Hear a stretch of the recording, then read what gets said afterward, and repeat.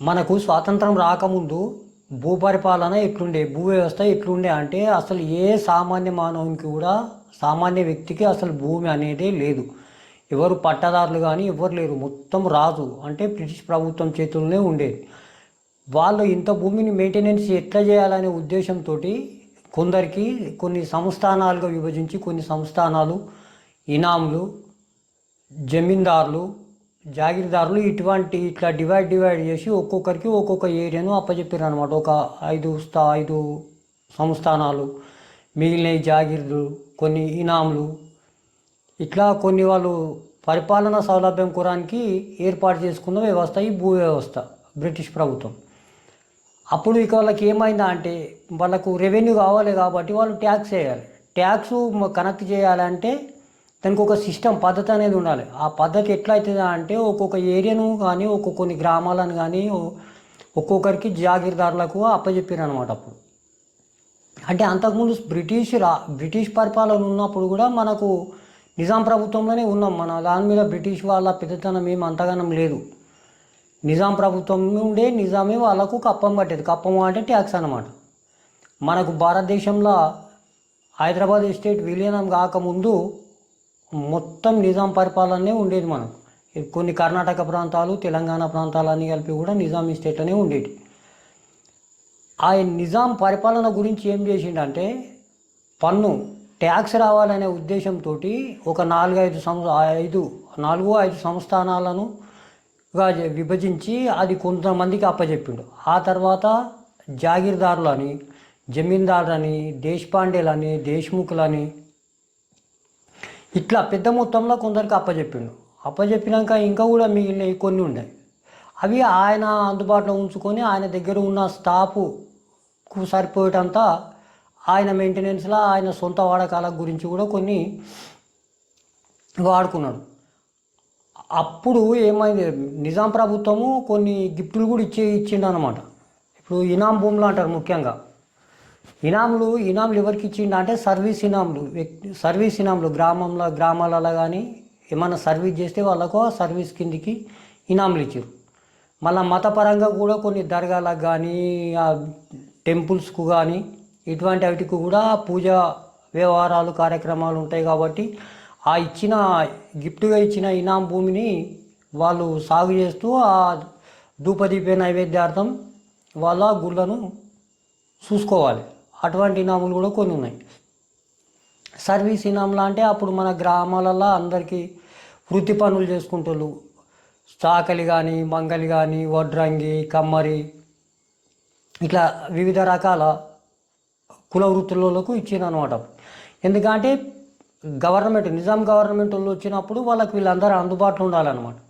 ఈ సర్వీస్ ఇనాములు తీసుకున్న వాళ్ళు ప్రభుత్వానికి అందుబాటులో ఉండి ప్రభుత్వం చెప్పినట్టు విని గ్రామానికి సేవ చేయాలి. అటువంటి ఉద్దేశంతో ఇనాములు ఇచ్చిండారు. నిజాం ఇనాములను ఇవ్వడం జరిగింది. ఆ ఇనాములలో కూడా రకరకాల ఇనాములు ఉన్నాయి. ఇనాములలో రకాలు ఇప్పుడు ఎటువంటి ఇనాములు మనకు నిజాం ప్రభుత్వం ఇవ్వడం జరిగిందంటే ఫస్ట్ వ్యక్తిగత ఇనాములు. ఒక వ్యక్తికి ఇచ్చేటటువంటి ఇండివిజువల్ ఇనామ్స్ను వీటిని వ్యక్తిగత ఇనాములు అంటారు. మతపరమైన ఇనాములు. మతపరమైన అంటే ఇప్పుడు మసీదులు కానీ దేవాలయాలకు ఇచ్చేటివన్నీ మతపరమైన ఇనాములు. మూడవది సేవా ఇనాములు. సేవా ఇనాములు అంటే సర్వీస్ చేస్తారనమాట. వాళ్ళు ఇండివిజువల్గా వాళ్ళకి ఇస్తే వాళ్ళు జీవితం బతుక్కుంటూ మళ్ళీ గ్రామానికి సేవ చేయాలన్నమాట. ఆ ప్రభుత్వానికి మళ్ళీ అందుబాటులో ఉండి వాళ్ళు సేవ చేయాలి. కాబట్టి వాళ్ళకు అవి వ్యక్తిగతంగా ఇనాములు ఇవ్వడం జరిగింది. ఇంకోటి గ్రామ ఇనాములు అని కూడా ఉన్నాయి. ఇంకోటి అగ్రహారు ఆరాజీ అంటానికి కూడా ఉన్నది. కానీ ఈ అగ్రహారు ఆరాజీలు అనేటివి పురోహితులకు ఎక్కువ, దేవాలయాలకు సంబంధించిన ల్యాండ్స్ ఇవి. వీటితోటి రాబడి తక్కువ, ట్యాక్స్ ఉంటుంది, వీటికి మాఫీ ఉంటుంది అన్నమాట. పన్ను ఉండేది కాదు. అందుకే వీటిని మాఫీ ఇనాములు అని కూడా అంటారు వీటిని. ఇటువంటి ఇనాములు ఎప్పుడు కానీ ఇప్పటికి కూడా 22A ఉంటాయి ఇవన్నీ. అప్పటి నుంచి కూడా అవే ఉన్నాయి, ఇప్పటి నుంచి కూడా అవే ఉన్నాయి. ఇటువంటి ఇనాములు ఏం చేస్తారంటే ట్రాన్సాక్షన్ కావచ్చు, కొనుగోలు కానీ అమ్మకాలు కానీ జరగకుండా ఉంటుంది. దీని మీద ఎవరైనా కానీ వీటిని రిజిస్ట్రేషన్ అమ్ముడు కొనుడు మాత్రం చెయ్యరు. ఒకవేళ చేసినా అవి చెల్లయి, మళ్ళీ మొట్టమొదలు ఎవరికి ఉన్నాయో వాళ్ళకే పోతాయి. కాబట్టి ఇనాం ల్యాండ్స్ అంటాను ఇవ్వడం జరిగింది. ఇనాంలలో కూడా చెవుతా ఇనామని, మాఫీ ఇనామని, దర్గా ఇనామని, పైగా ఇనామని, రకరకాలుగా ఇచ్చిర్రు.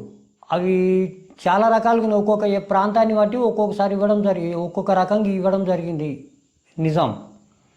కాబట్టి ఇనాంలలో చాలా రకాలు ఉన్నాయి. ముఖ్యంగా మనకు ఎప్పటికీ శాశ్వతంగా పర్మనెంట్గా ఉండే రకాలు ఏమిటి అంటే మతపరమైన ఇనాంలు.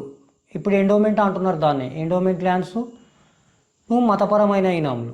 ఇంకోటి మాఫీ ఇనాంలు. మాఫీ ఇనాంలు అంటే మాఫీ అంటే ఏంటిది? ట్యాక్స్ మాఫీ, దానికి పన్ను ఉండేది కాదనమాట. అటువంటి ఇనాంలు ఎందుకుంటాయి? ఒక మస్జిద్ ఉన్నది, దానికి ఒక 20 ఎకరాలు ఉన్నది అనుకో, దాని మీద భగవంతునికి ఇచ్చింది కాబట్టి దాని మీద ట్యాక్స్ వేయలేరు అప్పుడు. ఇంకా వేరే ఇతర దేవాలయాలు ఉంటాయి, వాటికి కూడా ఇచ్చిర్రు, వాటికి కూడా ట్యాక్స్ లేదు. అటువంటి అప్పుడు పండితులకు కానీ లేకపోతే ఇంకా కవులకు వాళ్ళకి వీళ్ళకి ఇచ్చి ఆ గుడిని పోషణార్థం వాళ్ళు దాన్ని కవులకు లీజుకు కానీ ఇచ్చి అటువంటి వాళ్ళతో పైసలు తీసుకొని ఆ గుడిలను మెయింటెనెన్స్ చేసే బాధ్యత వాళ్ళకి అప్పచెప్పారు. ఇటువంటి భూములు ఇప్పటికి కూడా అవి రిజిస్ట్రేషన్లు కావు. ఆ గుడి మెయింటెనెన్స్ చేసే ఆ పూజారులు కానీ ఇమాంలు కానీ వాళ్ళకు కూడా అటువంటి ఏం హక్కులు వాటి మీద కల్పించబడలేదు. అవి పర్మనెంట్గా నిజాం రాష్ట్రము నిజాం ప్రభుత్వంకు సంబంధించిన భూములుగానే ఇప్పటికీ కూడా పరిగణిస్తున్నాయి. వీటిని ఇప్పుడు మనం 22A అని పిలుస్తున్నాం. 22A అంటే ఇప్పుడు కొన్ని కోర్టు కేసులు ఉన్నాయి కూడా ఇప్పుడు 22Aలో పెడుతుర్రు, అది వేరే విషయం. కానీ ముఖ్యంగా మనకు ఇన్హెరిటెన్స్గా మనకు వారసత్వంగా వచ్చిన, వారసత్వం అంటే వ్యక్తిగత వారసత్వం కాదు, మన ప్రభుత్వం తరపున వచ్చిన ఇనాములు మాత్రము కాలేవు.